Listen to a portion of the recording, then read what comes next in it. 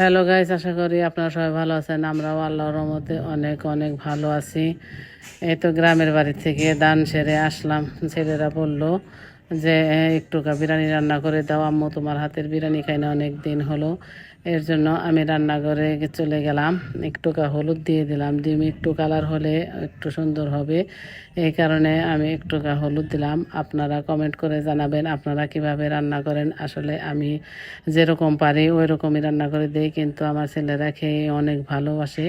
কিন্তু একটু পেঁয়াজ বেরেস্তা করে নিলাম।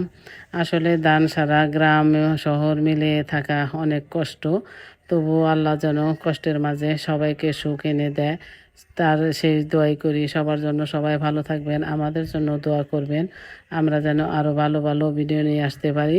রাকিবুল সাদিক ফ্যামিলি ব্লগের পক্ষ থেকে আপনাদেরকে অনেক অনেক অন্তরের ভালোবাসা শুভেচ্ছা। যারা আমাদের এই ভিডিওটি শেয়ার করে সাবস্ক্রাইব করে দিয়েছেন, লাইক করে দেখতে থাকুন। যারা ফেসবুক থেকে দেখবেন প্লিজ তারা ফলো দিয়ে দিবেন। আপনাদের অনেক অনেক ভালোবাসা আমাদের দরকার।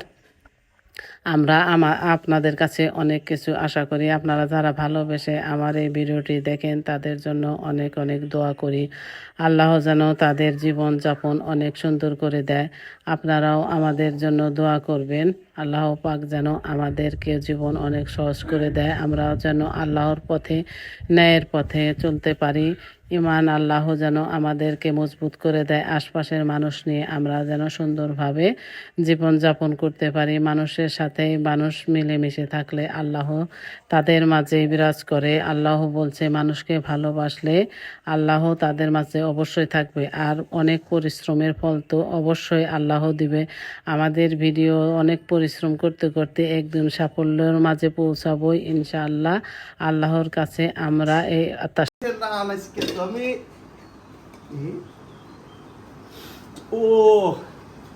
বন্ধু হিঙ্গে তো আরো খিদাটা বাইরে গেল গা দিগু নাম্মো। ও আমার রান আছে, আচ্ছা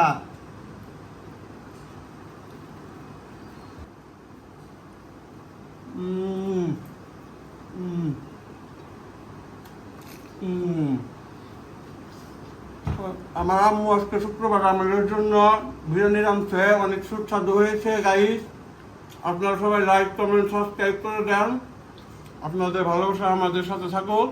একজন আপনাদের সবাইকে আমরা লাঞ্চ করে আই না বিরিয়ানি, আমার আম্মুর হাতের মজাদার বিরিয়ানি খাওয়াবো।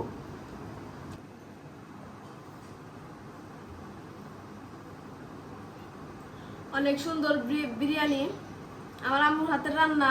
আমি নামাজ পড়ে এসে, শুক্রবার নামাজ পড়ে এসে আমি খেতে বসে গেছি। তো এই যে আমি খাইতেছি, দেখেন একটু ডিমের কুসুম দিয়ে দিলাম।